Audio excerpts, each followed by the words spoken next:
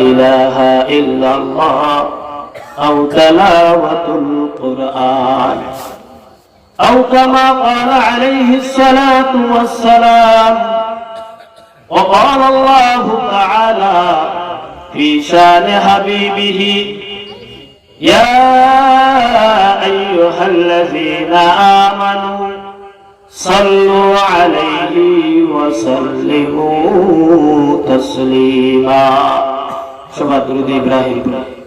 اللهم صل على محمد وعلى آل محمد كما صليت على إبراهيم وعلى آل إبراهيم إنك حميد مجيد.